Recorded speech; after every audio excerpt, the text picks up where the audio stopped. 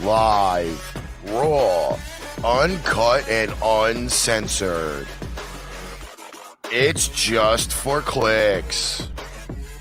Featuring your host, Michael Buckeister. And what is up, guys? I am Michael Buckeister, the host of Just for Clicks, with my man, the myth, the legend, Mike LeBlanc. Mike, I heard you had a great day, man. You're wearing that smile ear to ear, and quite frankly, man, I couldn't be much more happy for you. Thank you, brother. Thank you, brother. Thank you. First things first, we heard there's a special lady in your life. It's her birthday. It's my mom's birthday. It's my mom's birthday. Mom, I know you're watching. I love you. Happy birthday. I hope you had an amazing day. I'm sorry I couldn't be with you today, but just know that you're in my thoughts, and I love you to death. Happy birthday, Mom. And Mama LeBlanc is always going to be 39 years old for the rest of her life. For those of you that do not know, when a woman passes the age of 29, she's 29 until she has grandkids. Then she officially graduates to the age of 39. So, and then great-grandkids is 49. So if you ever ask a woman's age, just consider she's 29 years old, but Mama LeBlanc is 39 years old going on this season. So very happy birthday to her. So Mike, I had a great day too. What'd you do today? You know what? I got in a car accident. I was heading to work. Because first of all, COVID has the world shut down, so the drive-through lines are like circling around the building twice, right? Pull up in the drive-through. Some little old lady's in there. Backs into my car, doesn't even pay attention, and she pulls up. I'm like, okay, whatever. I'm going to be nicer, like whatever, and you know what she says? It wasn't my fault. Whose fault was it, man? Like, was it my fault? I swear to God, this is what she does next. Takes out a napkin and she's like, it's not that bad, and starts rubbing the dent, trying to buff it out. Taking a McDonald's little napkin and try to rub it out. I'm like, I can take a McDonald's napkin and rub something else out, but this is not going to rub out the dent in my car. But whatever. So long story short, I'm going to be out of a car for 2 weeks. It takes 2 weeks to fix a bumper on a Toyota Camry. How crazy is that? That's crazy. But whatever. Speaking of coming back, though, Major League Baseball is officially back, kind of. Dude, kind of. It's kind of back. It's kind of not. I mean, it's going to be back without fans in the stands, but who cares, man? It's baseball. We're back to sports. We are back to sports. So, how you know what is that? I want to look past the baseball aspect. Yes, baseball is coming back with no fans. Mike said this, 2 weeks ago when we first started doing shows together, that July 4th was kind of the projected date of the Major League Baseball. Shout out to you. America's pastime on America's Day. Can't be much more excited about that. But you know what this is positive thinking is? Football's going to start on time. That means we're going to get the Bucks and Saints early. We're going to get the Chiefs versus Houston's early. So baseball is back. Right. With baseball starting, we know football is going to be back. What about NBA? Shaq said scrap the year and just start next year. I would concur with that, because basketball playoffs usually start right around late May, right? If I'm not mistaken. Yeah, somewhere around there. So, I mean, I heard somewhere they were going to try to do like a 10, 15 game season, and then like the top 12 teams go to the playoffs or something to that effect. That is just stupid because like, let's be honest, any team can get hot for 15 games and make a big push and win the NBA top. Yeah, I mean, you can put the Miami Heat, and yes, they're a solid team, but they're not a championship caliber team. Well, of course. I mean, and we all know the basketball season, it goes up and down. They'll go on a 10-game winning streak, and then they'll go on a 10 to 12 losing streak. Right. So I don't think you come back with that many games, and then does it really show who the true champion is that season? I don't think it is. So I would have to agree with you and Shaq. Just scrap the basketball season and start in 2021 again. Right. So let me ask you this. I mean, like, yes, we started on baseball, but let's go ahead and transfer over to the baseball aspect of it. If if you were underneath a basketball contract like Kevin Durant, for example, he's on a 2-year deal. Does the 2020 season count towards his contract, or does it kind of like restart? No. If I'm an owner, it's restarting, right? Because just like with an employee, right? Let's say, Mike, I own my own marketing company, Right? And you're my employee. If you don't work for a whole year, or you don't work for the marketing season, I'm not paying you. What'd you do? Right. You know what I mean? But then on the flip side, right?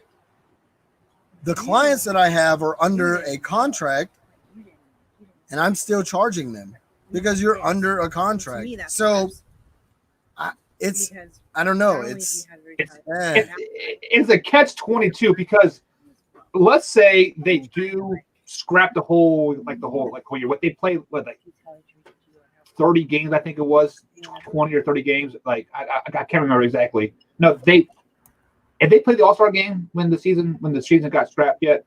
So let's say they played. I don't think so. Let's say they played 40 games. So technically, like half of the season was already played. If you scrap the season, do you got to scrap all the stats too?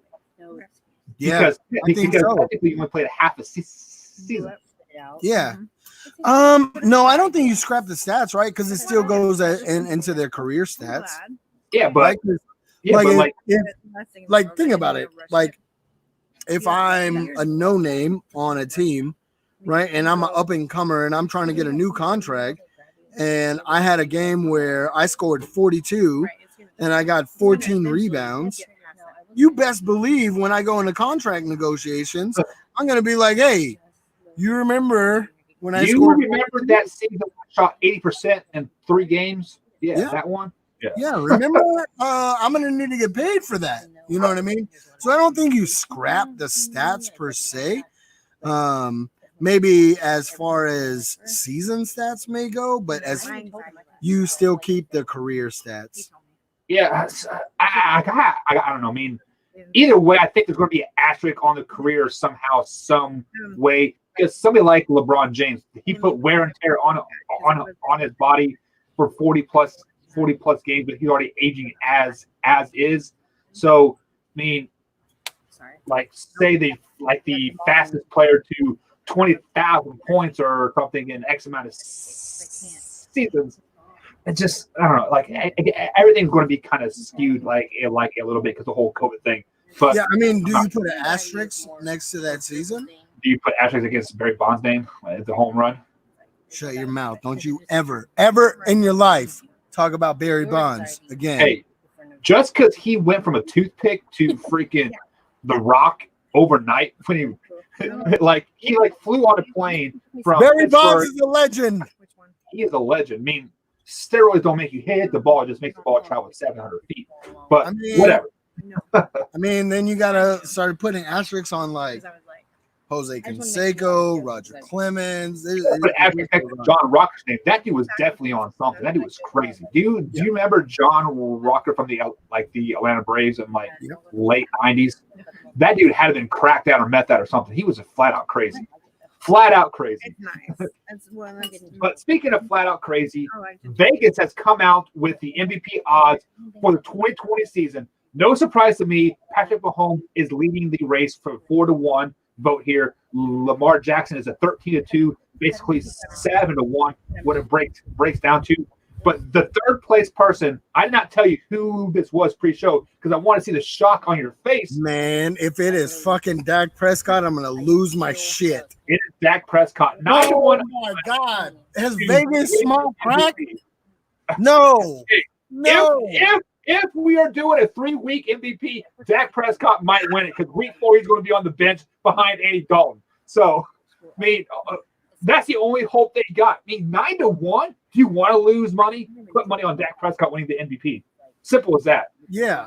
I'm gonna put my money on I'll take those odds that he will not be the league MVP. I mean, just so moving down this list here, we're going to skip the next name on the list because I got to bring him up later. I'm just gonna go on record real quick and say this. Joe Burrow has a better chance at winning league MVP over Dak Prescott. He's not actually on the list, so I don't know. Vegas seems to be right 9 times out of 10. But Christian McCaffrey has a 40 to 1 odd. Tom Brady 16 to 1. Kyler Murray, this is kind of surprising to me as well. 16 to 1 odd to win the MVP.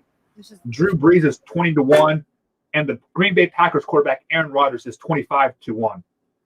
The name that I did not read on there because we were going to talk this team next segment, Seattle Seahawks, Russell Wilson is also 12 to 1 odds to win the MVP. Out of those names that I read, realistically, besides Patrick Mahomes, who do you think can win the MVP? Russell Wilson or Lamar Jackson? Yeah, I would go with Lamar Jackson. Aaron Rodgers. Remember, Aaron Rodgers is going to have to put that team on his back for them to win.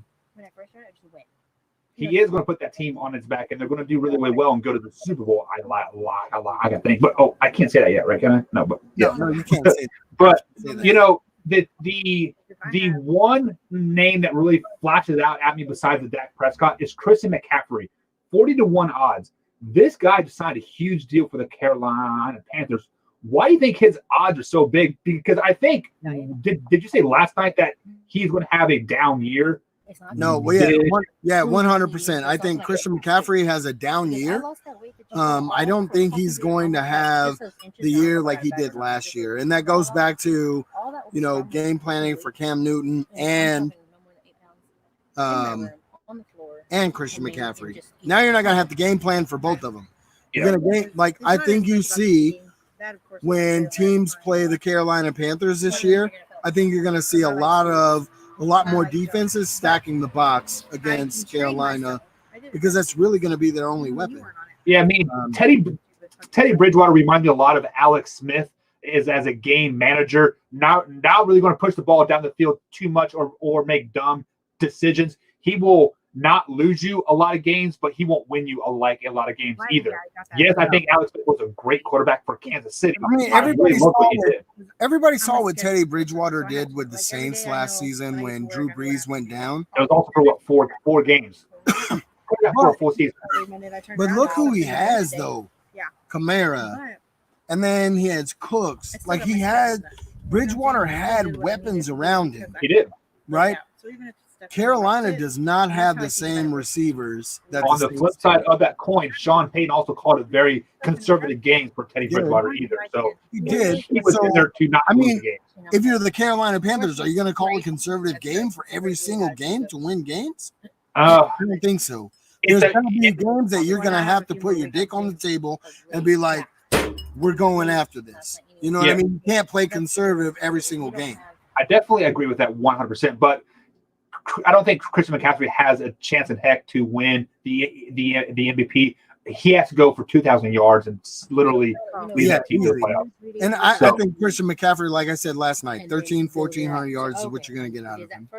I think if the Bucs and Tom Brady go to the playoffs, Tom Brady wins the MVP. I'm just going to put it out there. I don't think so. I think it's gonna take them going to the NFC Championship, right? Because the MVP is announced that break between the championship and the Super Bowl. But it's voted on the last week of the season, if I'm not mistaken. That's true. I don't think just Tom Brady making the playoffs alone will be enough to and as long as I know have him MVP, I'll do it. Because Brady is going to have weapons around him. He's going to have Gronk. He's going to have Mike Evans. Remind me again who's their running back for the Buccaneers. Yeah, I don't remember. I'm a creature. But here you go. Now is their running back going to have a breakout season because you got a plan for Tom Brady? Because it's just I look for Mike Evans to have a breakout year, a career year. Yeah, career year. But let's go ahead and jump to our first break, guys. Here, you are listening to Just for Clicks. If you are new here, listening to us on rtfsportsnetwork.com page, be sure to like the Facebook page and follow this podcast as well. Give us a ranking. On the other side of the break, we got a special guest for you guys, Dylan Moran from On and Off the Field, as we pick the 2020 Seattle Seahawks football schedule. We'll be right back, guys. Oh, wrong button.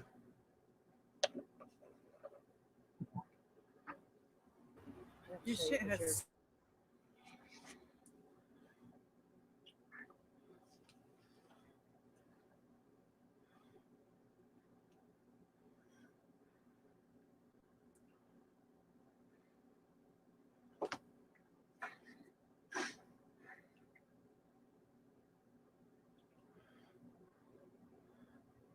And welcome back to Just for Clicks, guys. I am Michael Buckeyes. This is Live Raw and Uncut Sports Talk.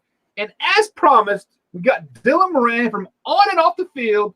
Dylan, first things first, tell the people about your show, where you at, and obviously you rep the Seahawks, so you don't have to go through that. Just let them know who you are. Yeah, I'm Dylan from On and Off the Field. We just talk generally NFL. Sometimes we hit some other sports if there's interesting enough stuff going on, but generally stick to football, and we stick to charity off the field that the athletes do. We kind of shine a light on the good works of the very rich NFL players, and some other, owners do good stuff, coaches do good stuff too. Just like to do that. So, we're on the RTS Sports Network. We got our own website on offthefield.com. You can go on there and find everything. We got a Patreon now. We're trying to get kick-started, put some new content on there. We're all over the place. We're just keeping it real. Yeah, so guys, if you are new here, definitely go check out On and Off the Field. They do have a Facebook page. You could have liked that page as well. That'll be very helpful. Help Dylan grow. Help us all grow in the end, because I scratch your back, you scratch my back in the end. So, Mike, we have a Seattle Seahawks fan here. I know. I've got a question for him that is like burning in my. Let's go right now. How mad were you when Pete Carroll decided to throw the ball on the 2-yard line in the Super Bowl against the Patriots instead of handing it to beast mode? Oh, well, there's not in the moment, there's not madness. You're not mad right then and there. You're sad. You're confused. You're wondering, you're trying to process things. I remember sitting on the floor. I was holding many bags of Skittles, waiting for Marshawn to run it into the end zone. And then the interception happens, and you just sit there and let the game end. There's nothing you can do at this point. Obviously, you get angry as you go down the road, and you look back at it, and it's now going to be played in front of my face for the rest of my life as a top 3 Super Bowl moment ever. But, I will still hold it to this day that it wasn't a bad play call. It was a horrible play call. There was obviously better options. Horrible. The main issue that they had was for that play to work, they needed Jermaine Kearse, who's like 5'11", to take Brandon Browner and block him backwards, who's like 6'6", so he could kind of bump Malcolm Butler off the route, which he failed at doing, obviously.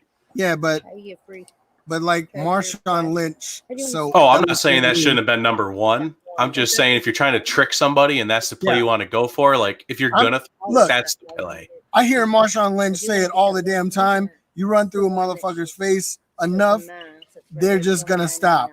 Right, and you're at the end of the game, and Marshawn during that game ran through a lot of people's faces, and you don't handle. Honestly, if they hand the ball off and Marshawn Lynch scores the winning touchdown for the Super Bowl, Marshawn Lynch is Super Bowl MVP. And no one was having that. Yeah, I think they wanted Russell Wilson to be the Super Bowl MVP, and that went into their decision. It's politics and it's horrible, but I think you should have handed the ball off to Marshawn Lynch, and that Super Bowl goes down as a Seattle win. There are 2 types of fans in this world. There are people like Dylan, like, oh, shucks, we lost the football game. better luck next year. Then there's fans like me when D4 lines off sides as the Kansas City Chiefs pick off Tom Brady to go to the Super Bowl, and he's all 5 feet. I'm like, you motherfucker! What the hell is wrong with you? Are you serious? Are you serious? Yeah, that's the kind of fan I am when the Cowboys play, and every time Dak Prescott throws the ball, I'm like, are you fucking serious? What are you doing? Yeah. You know what really makes me super irritated about that? About 2 weeks ago, they replayed that the Patriots Chiefs game, and I'm like, oh, we're gonna win this time. and D Ford is literally Hard to get there early. his butt is past the center. I'm like, how do you not know you're offsides? But whatever. We digress on that. Another one. Man, Dylan, you got me riled up, man. Shit. I know. I'm like, I tried saying calm over here. I don't know what I did wrong. I'm ready for football. Let's go. Let's dive into. So let's go ahead and dive into the Seattle Seahawks 2020 football season. Dylan, we're going to pick all 16 games, give us a win-loss, and give us an explanation why. But we got to start with Mike first, and then we'll go to you, and they'll come back to me every week. So week 1, they're at the Atlanta Falcons, 1 p.m. kickoff. Mike, who do you got? I got Seattle in this game. I got Seattle winning this game soundly. I think it is a coming out party between Russell Wilson and Tyler Lockett, and it's just going to solidify that relationship between those two. And then I think Seattle's defense just goes beast mode on Atlanta. I have the score as 28-7. Dylan, lay it on us. Yeah, it's always tricky with a East Coast game for Seattle, who, just to throw it in there, Seattle's traveling over 29,000 miles this season. They have, I think, 6 East Coast games, and the next closest team's only traveling like 24 or something asinine like that. So, and this is one of them. We've played in Atlanta before. We just played in there last season, absolutely destroyed that team. I don't think Todd Gurley's going to make a difference. Yeah, Seattle's taking week 1. Yep.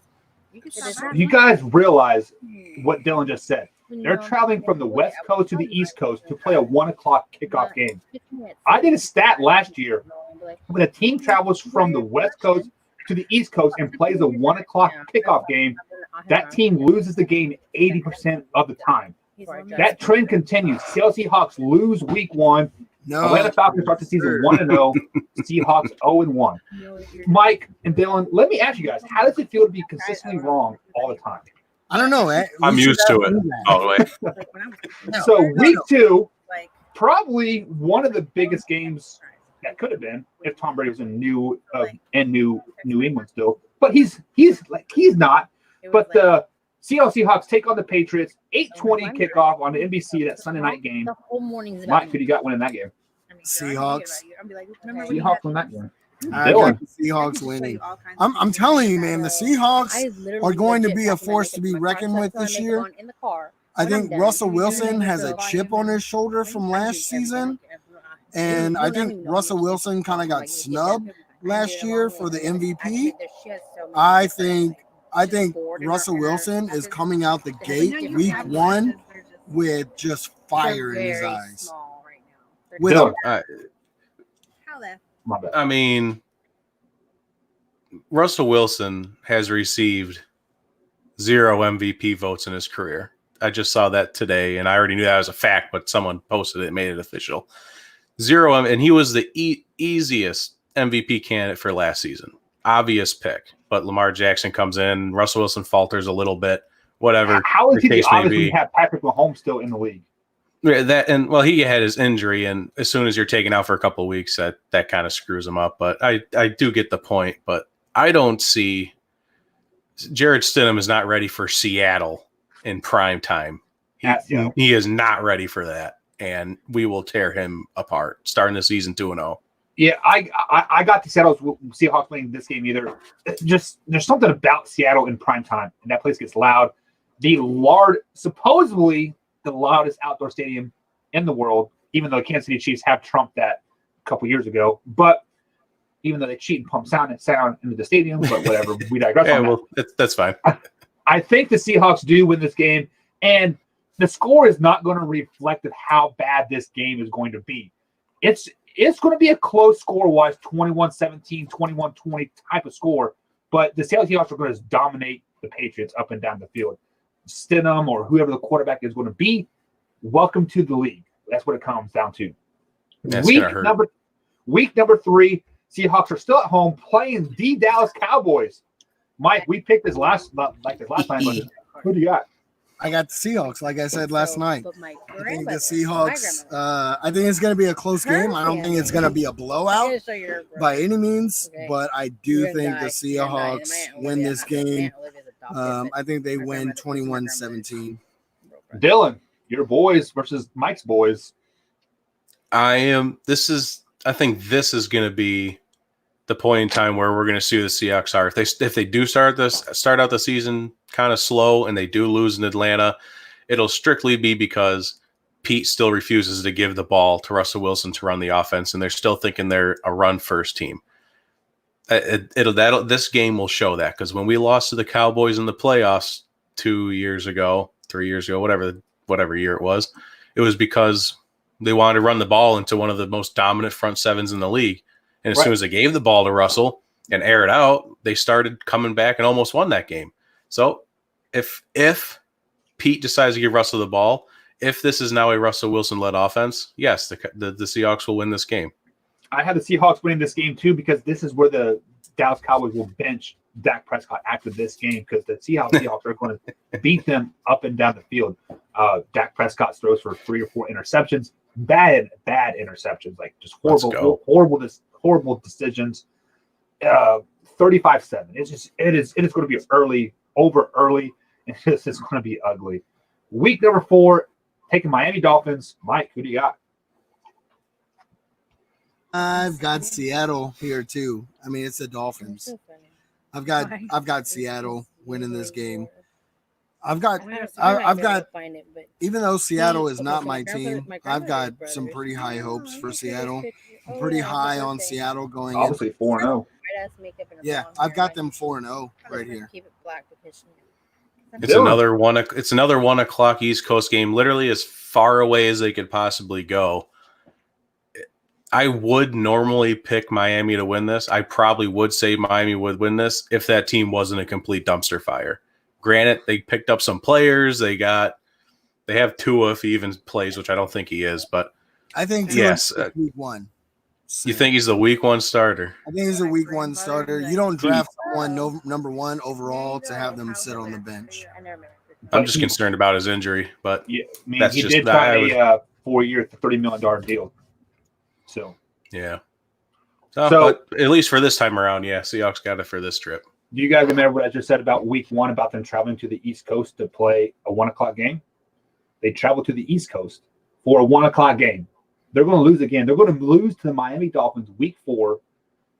I don't think Tua is going to start. I think Fitzpatrick starts, and he has one of those 400-plus yard games, and he just lights Seattle up. Seattle forgets to show up because like what Mike just said. Actually what Dylan said. It is Miami. They're a dumpster fire. Seahawks are going to take that. I have the Seahawks starting 2-2 on the season. Next up, primetime game, 8:20 kickoff versus the Minnesota Vikings. So that's her daughter. So I got Seattle's first loss here. I think they lose to. So that was her uncle. And then I think they lose to the Vikings this game. Obviously, my mom. Dylan. I was torn at this one, but the only reason that I'm picking the Seahawks to win is because I was just in Seattle last year for the Vikings-Seahawks game in Seattle, and that place was rocking like I've never heard anything rock in my life. So if they do that same thing this year, Seahawks will win this one. Seahawks are going to win this game because it's a primetime game, and Kirk Cousins doesn't win in primetime games. Simple as that. Straight facts. Moving on. Traveling to Arizona Cardinals for a 4:05 kickoff. Mike. I think Arizona Cardinals shock everybody, and they beat the Seahawks. And I think Kyler Murray has an amazing game. I think Kyler Murray throws for 350 yards and 3 touchdowns, and they go on to win against the Seahawks. False statement from Mike LeBlanc. Man, you say bold statement? False statement. Oh, false statement. Well, you're gonna call me out then too. Fact: Seahawks are historically bad coming off the bye week. Maybe not historically, but they're very bad coming off the bye week. Fact number 2: we normally split series with Arizona every year. Every year, no matter how bad Arizona is, we always lose them one or the other. And number 3, it's on the road. I'm gonna go ahead and this is their first loss, Arizona. So you're telling they're going to give the trifecta. Yes, historically they do split with Arizona, but they normally lose at home versus Arizona. That's true too. Let's be totally honest about that. For some reason, Seahawks just don't play Arizona well at home. This year, they are coming off the bye week. They're coming off a pretty good stretch of games. The Cowboys are going to probably be pretty solid. We can talk down Dak all we want. They're going to be pretty solid. They're going to come off a rough loss versus Miami. Big win off of Minnesota. They're going to be riding high. They're going to plant the Arizona Cardinals. They're going to beat them bad. Give me the Seahawks in that one. Next up, at home versus the 49ers. Ooh, this is tough. This is tough because these are rivals right here. This is I think it's between the 49ers and the Seahawks for the division. I think they don't bounce. I don't think they bounce back from that Arizona loss, and I think they lose to the Niners, and I think Russell Wilson throws like 2-3 picks. Okay. He's just trying to force the ball. Once again, Mike is wrong again. Me and Mike are pretty much on the same warpath here because from what I'm gathering, yeah, not being able to bounce back from that loss, still just on this bye week lag, not being able to gain traction. Something's wrong. They haven't figured it out yet. They're not ready for that 49ers defense, and it tears them apart. Russell Wilson gets sacked 6 times. Just a disaster. Man, you guys are just historically going to be wrong this season. Yes, we all have the same record going into this week. I think Russell Wilson just tries to do too much during that game. He doesn't have to because the Seahawks are going to sign beast mode. They're going to get Myles Garrett. Wink, wink. Okay. So, yeah, all right. If you guys did not see that little rumor happening on Twitter, Myles Garrett traded to the Seahawks, completely false. So don't fall for that crap. But I think the Seahawks beat the 49ers, and this game decides the division. I think the Seahawks are going to win this division. The 49ers are going to crash back down to reality. They're not going to go 13-3. Sorry, Jameson. I see you in the chat. I know you're a 49ers fan. The 49ers go 8-8 this season. Seahawks beat the 49ers at home 28-24. Moving on to the next week. Hey, once again, travel to the East Coast, take on the Buffalo Bills at a 1:00 game. Mike, who do you got? I got the Seahawks. I think they finally start getting it together, and they start getting rolling around this time of the season. I've got the Seahawks winning this game soundly. I've got them winning 21-14. Moving them to 5-3 on the season for you. Yeah, I'm planning if fans are going to games, if the scenario B that fans are allowed to go to games, I will be going to this game, obviously, because it's only like 2 hours away. And I am 4-0 when I go to Seahawk games. So since I will be going to this, it's a win. Second verse. Strictly that reason. Second verse, same as the first. Seahawks are traveling to the East Coast, 1:00 game. They lose point blank in that. They are going to add to the 80% losing total when teams from the West Coast travel to the East Coast and play the 1:00 game. Simple as that. According to you, they're bumped up to like 83% now. Jeez. Well, but the Rams travel those to the numbers East up Coast as well twice, and they're going to win both games. Hey, Dylan, I'm starting to get the feeling that Mike just does not like the Seahawks. It is funny that he definitely doesn't like traveling. Hey, the numbers do not lie in this aspect. Numbers lie when you talk about Dak Prescott being the best quarterback in the league, or better than Aaron Rodgers, I should say. Those numbers lie. But when you travel 3 different time zones and play at 1:00, well, it's going to be 10:00 in the morning in the Seattle Seahawks body in those like in those games. Maybe they're morning people. You don't know them. I mean, they're football players. They don't even wake up till noon. That's true. But you guys say that, but we all have them going 5-3 at this point. So, I mean, you guys' wins are just wrong. I mean, it's samples. So moving on to the next week, they travel to LA, just down at I-10 there, to take on the Rams. Who do you got, Mike? I got the Seahawks in this one. Russell Wilson and company is just too much for that Rams defense. I think this is going to be one of the most high-scoring games that the Seahawks have this season. I don't think Jared Goff puts it together. I think they're still a dumpster fire at this point. And the Rams are still trying to figure out who they are. They lost Todd Gurley, so they're still trying to figure out if they're a run-first team or if they're a pass-first team. I don't think they have an identity yet. I have the Seahawks winning this game soundly. Dylan. There's always a game, no matter if the Rams are, where they were at the Super Bowl season or if they are right now or even before Jared Goff got there, there's always a game where Aaron Donald, there is no answer. You could put the entire offensive line on Aaron Donald and he will still get to Russell Wilson. It's just a curse. It's whatever the case may be there. But the defense also gets shredded by their sweeping offense, their sweeps and their quick slant receivers. They just tear us apart because our linebackers are old, fat, and stupid. No offense to Bobby Wagner. I love him with all my heart, but man, you got to get younger. And this is just another case where we split the division series with them, and we're taking the L, our first L in that stadium. Wow, the first game me and Dylan disagree on. Yeah, and, is that really the first one? Wow, that is the first one. So you guys' bondship has been broken, and I'm going to have to go with Dylan on this one. I think this division is going to be the toughest division in football. You are going to have all teams 7-9, 9-7 to finish out the year. Yes, Arizona Cardinals are going to go probably 7-9 this season. Mark it down right now. But the Rams do beat the Seahawks this week, and I have them moving to 5-4 on the season, on pace for that 9-7 record. It is going to be one of those games where the team just doesn't show up. Like when the Packers played the 49ers last year in the regular season, Aaron Rodgers and the team just did not show up. They're just like, yeah, whatever. It's a mental checkoff game. It's like a second bye week in their mind. So moving on to the next week here, Arizona Cardinals at home. Mike, who do you got? Arizona Cardinals at home. I think Seattle gets revenge, and they beat the Cardinals. Wrong. We always split the series, and this one's in prime time. It's a W. And do you guys remember what I said about the Arizona Cardinals earlier? Arizona Cardinals seem to play really well in Seattle, especially in prime time.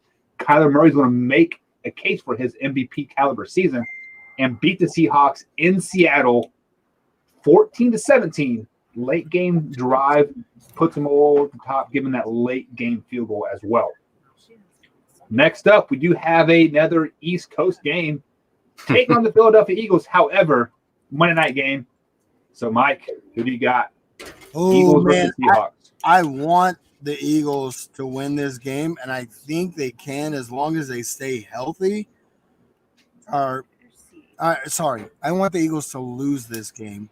I don't think if they're not healthy, they lose. If they're healthy, I think the Eagles win this game because it's at home in Philadelphia. Philadelphia always plays better at home. I should know. We play them motherfuckers twice a year. If Carson, it's hard to say, man. If Carson Wentz is healthy, then it's a W. If Carson Wentz isn't, I think Seattle wins. I'm gonna say they're gonna lose this game. Moving to you 7-4 on the season so far. Dylan, who do you got? Well, saying that the Eagles will be healthy come week 12 is like saying Dak Prescott's the best quarterback in the league. It's just not a fact, and it's just not a thing.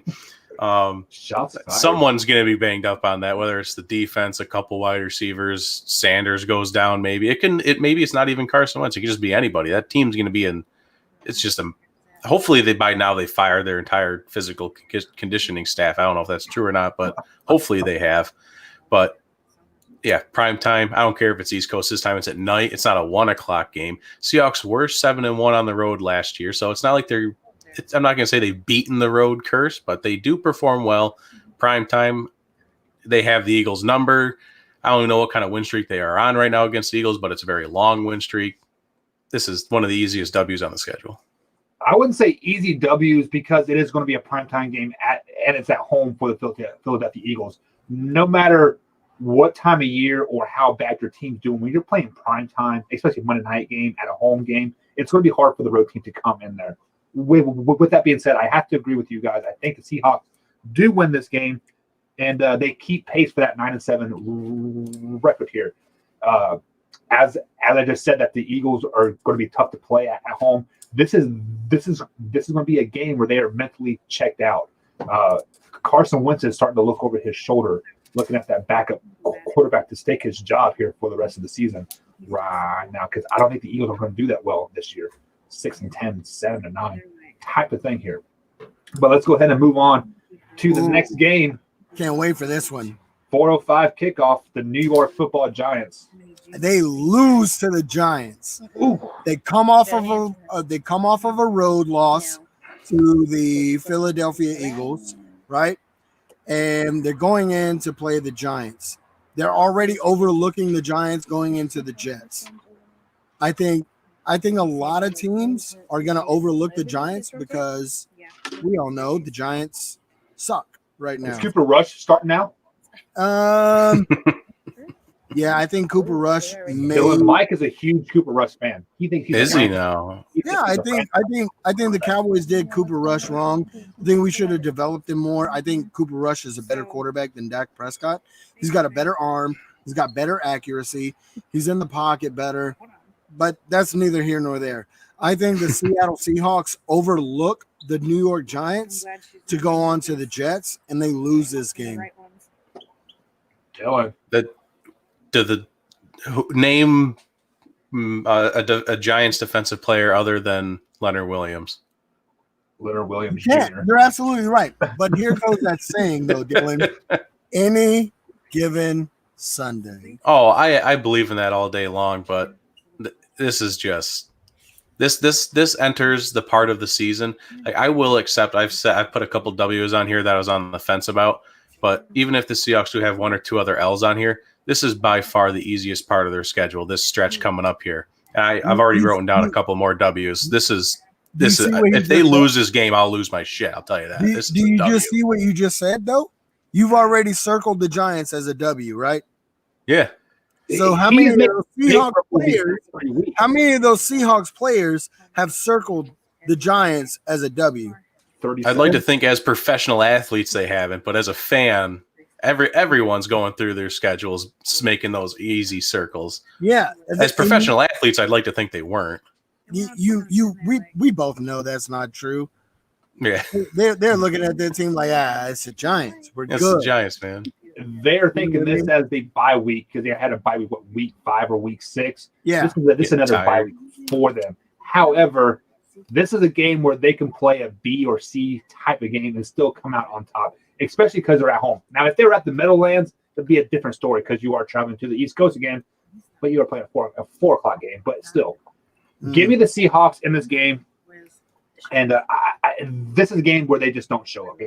They'll play a B or C game because look at the schedule forward. It is pretty easy. So moving on.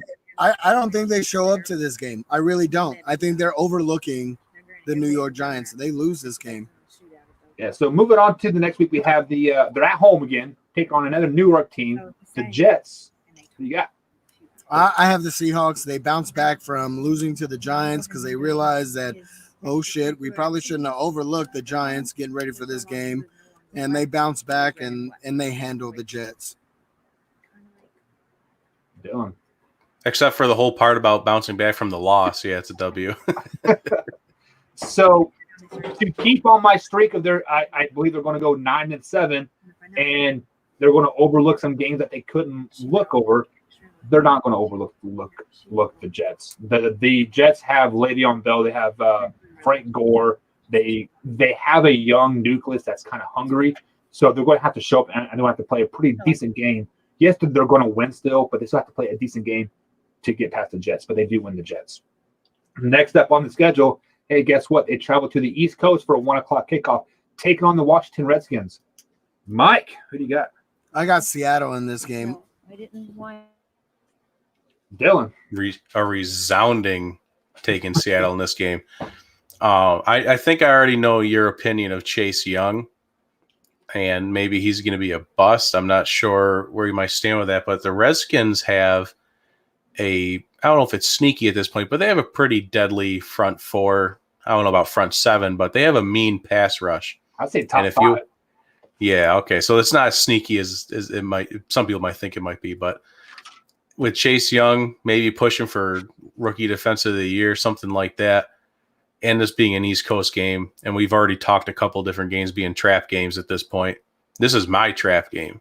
This is one where Russell Wilson is just under relentless amounts of pressure. Offense cannot get going, and it's going to be super low scoring game. I don't even know, 10-6. Go for it. Redskins win. That's my trap. You are 100% correct. This is going to be a trap game because look who they got next on the schedule. They have the Rams and the 49ers to finish out the season, week 16, week 17. And just to what you said here, the Washington Redskins defense is pretty dangerous. They got Chase Young. They have that other defensive draft pick that they got last year. I can't think of his name right now. But that defense is gnarly right now. And they're going to be battle tested. They played the Cowboys twice. They played the Eagles twice. They're going to be battle tested there. This is the time of year where Dwayne Haskins is on the bench. I'm going to put that out for you right now. Dwayne Haskins will be on the bench for this game. You will see a backup quarterback or maybe even Alex Smith. I would love to see Alex Smith go in there at home, his first game back, to beat the Seattle Seahawks. Wouldn't that be something? Either way, the Seahawks lose this game because it is a trap game. 1 o'clock East Coast. They are 0-4 traveling to East Coast at 1 o'clock this season. Simple as that. Next up, they're back at home. 4 o'clock game here on the East Coast, taking on the Rams at home. Mike, what do you got? I got the Rams. I think the Rams beat them, and they're home. Dylan. Time to split the series. We take them this time. It'll be close. It always is. That second game that we win is always coming down to the last second field goal, or if they go into overtime, whatever the case may be, but the Seahawks will prevail in this one. This is a must-win game for the Seahawks because they are, they're right about 500, or actually, I have them at 8-5 right now. That doesn't seem right. I don't know. I must have missed what do I have them at right now? 8-6. Yeah, 8-6. So I have them at 8-5. I have them winning 9 games. Boom, boom, boom. Either way, they have to split. They have to split with the 49ers and Rams to win the series. I had them beating the Rams earlier, so I think the Rams beat them this time around. Simply just because of the sake that it's just the toughest division in football, any given Sunday type of mentality here. So going into week 17 here, taking on the San Francisco 49ers, possibly for the division at this point. That's the way I got it. Mike, who do you got? I got it for the division, and I have the 49ers beating the Seahawks. So you had the 49ers winning that division, huh? I do. I think that defense this time around is just too much. And the 49ers sweep the Seattle Seahawks. Finishing 9-7 on the season. Yep. Dylan, who do you got? Split the series. I mean, that's how I make my schedule every year. So I have Seahawks winning it out. You don't have any faith in any other team to win a home game or win a road game? They split it every time. What do you have for your season record there? I think 1, 2, 3, 4. I had it's a friendly 12-4, but I'd be very happy with a 10-6, 11-5. You have 12-4. Same thing as Jameson there has Seahawks going 12-4 as well. I didn't realize. If you go on my 9-7 chant here, saying this is the best division of football, everybody's going to get at least 9 wins or under. I got to go with the San Francisco 49ers in this game. I think the 49ers are that hungry, must-win situation. They have to win this game to get into the playoffs almost. So this gives them like that eighth win of the season. But then the Seahawks, they kind of already had the division locked in. So 9-7. That's why 49ers win this game, but the Seahawks ultimately win that division, I think. So in the chat here, Jameson says the 49ers will win the division. Do you guys agree with that? Yeah, I think the 49ers win this division. And I think, but I do think Seattle will sneak in as a wild card, and they can possibly run the table. We've seen it happen before. We have. Dylan, what do you think? I would like to give a friendly reminder that the Rams went to the Super Bowl and they came back the next season and third in the division. It's a nasty Super Bowl hangover. Kyle Shanahan has not proved that he can rebound from losing in a Super Bowl. Facts. Jimmy Garoppolo has not proven that he can bounce back from anything. It's a young team. It's a hurt team. Facts. I'm not going to go ahead and say they're going to be, what did you say, 8-8? That defense, though. That defense is nasty, but they lost a piece, and I think they traded away the wrong piece, in my opinion. They got rid of Buckner. They should have got rid of Armstead. They paid the wrong man. They should have got rid of Jimmy G. The 49ers will not win 13 or 14 games. That is absolutely not going to happen. But I think they get their 10-6, and I think the Seahawks go 12-4 or 11-5. I think the Seattle Seahawks do win this division, giving them the 4th seed going into the playoffs, but they ultimately lose in the first round. Probably to I don't know. Who are they going to lose to? They will lose to the Rams the first round. Oh, jeez. So, wow, that's bold. Now that's a bold statement. Yeah, that's not a team I thought you would have came out of your mouth there. Ooh. So Interesting. I think the Seahawks beat the Cowboys in the divisional round. So that I can see. So you're saying the Cowboys don't win the division? No, Cowboys will win their division, but in the divisional round of the playoffs. Oh, I'm sorry, the wild card. Okay, I got you.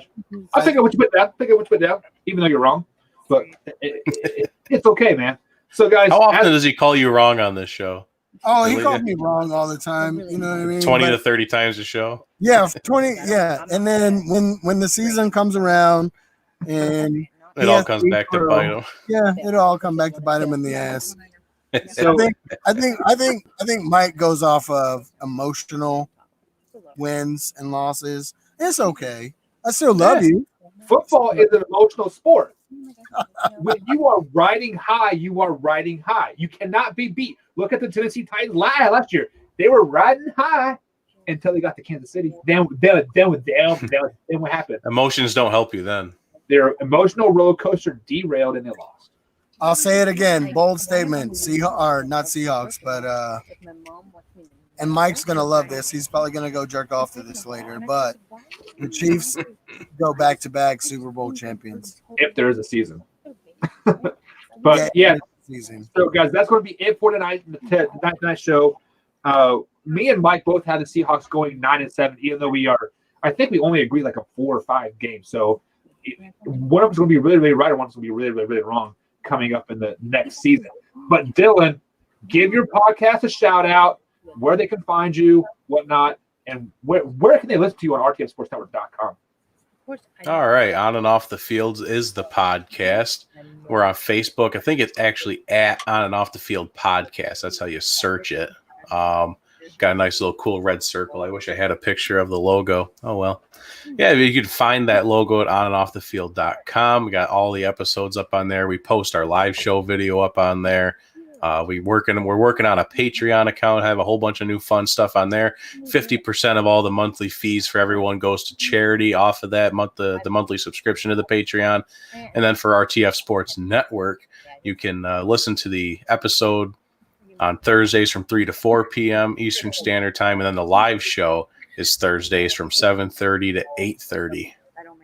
All right, guys, that's going to be it for tonight's show. Dylan, thank you for being on. If you are new here to the Just for Clicks page, join us on YouTube as well. We do a pre-show banter with Mike and myself over there on the YouTube channel. All you got to do is subscribe to us and listen to us, and we talk about some pretty weird stuff. So click on that bell and subscribe. Yeah, do that what Mike just said. But as always, thank you for joining us. We'll catch you next time, and go Chiefs. Seahawks suck. Go Hawks. Go